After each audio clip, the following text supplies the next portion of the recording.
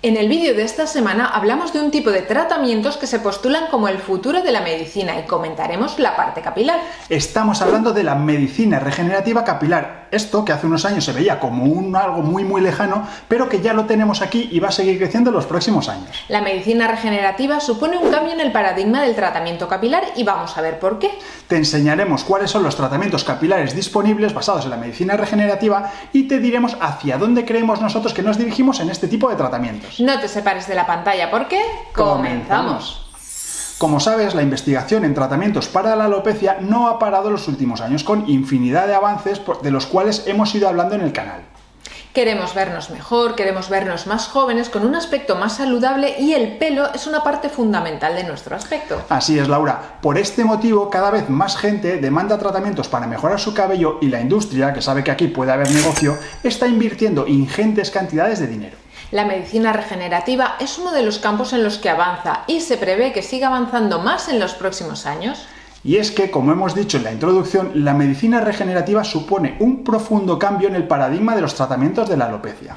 Y hablando de cambio de paradigma, nos gustaría invitarte a unirte a nuestra comunidad para que puedas disfrutar antes que nadie de estos vídeos semanales sobre medicina capilar, por no hablar de otras muchas ventajas que puedes ver si le das al botón de unirme.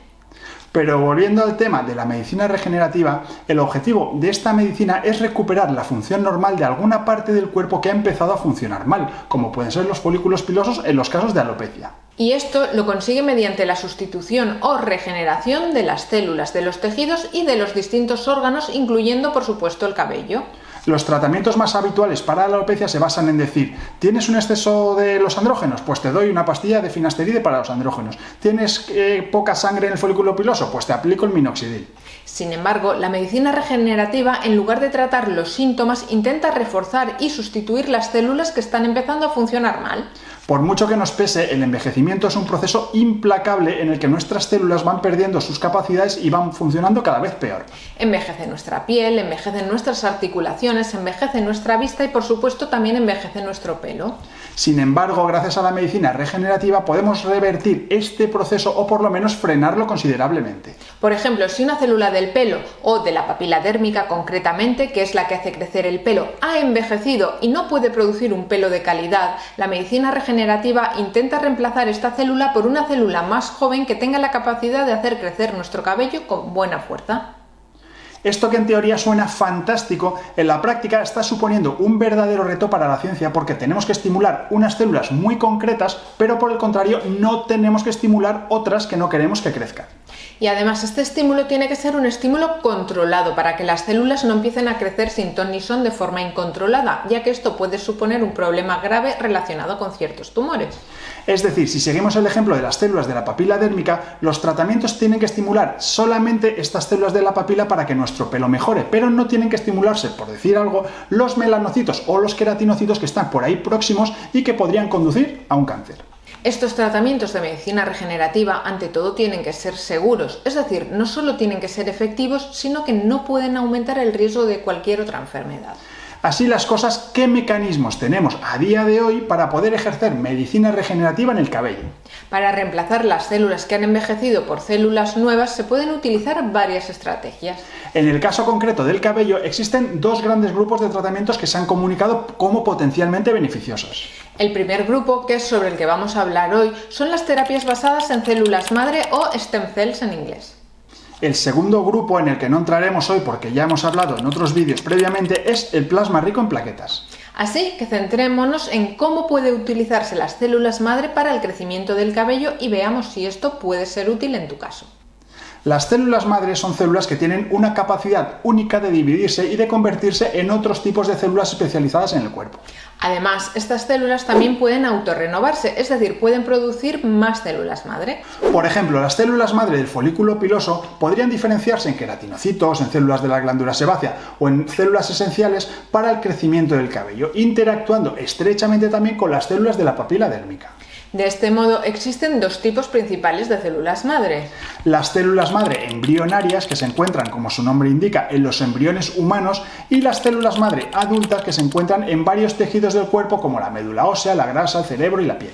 Las células madre embrionarias tienen capacidad de transformarse en cualquier tipo de célula del cuerpo humano, lo que las hace pluripotenciales. Mientras que las células madre adultas tienen una capacidad de diferenciación más limitada y suelen generar células del tipo del tejido donde se encuentran.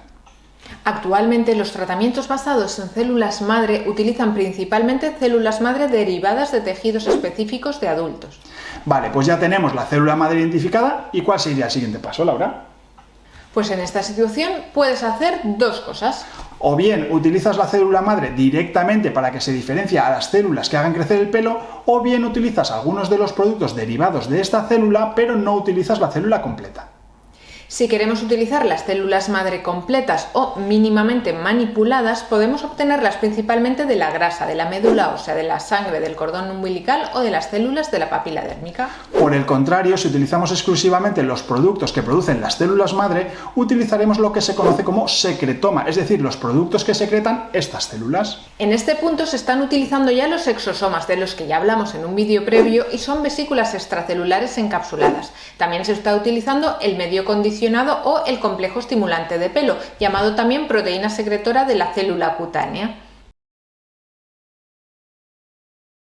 Por lo tanto, como ves, en la medicina regenerativa se están explorando varias estrategias para restaurar el cabello anormal o perdido. Las terapias sin células, incluyendo los exosomas y el PRP, son opciones muy atractivas.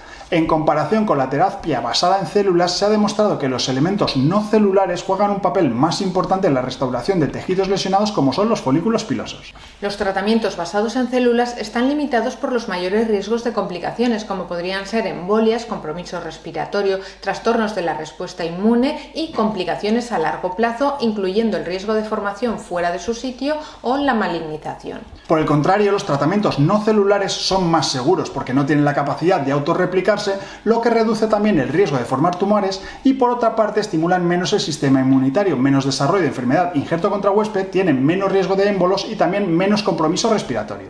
Además, desde el punto de vista de la industria, la manipulación de estas vesículas y exosomas es más fácil y menos costosa, lo que permite su almacenamiento y reduce los costes para que sea asequible a más personas.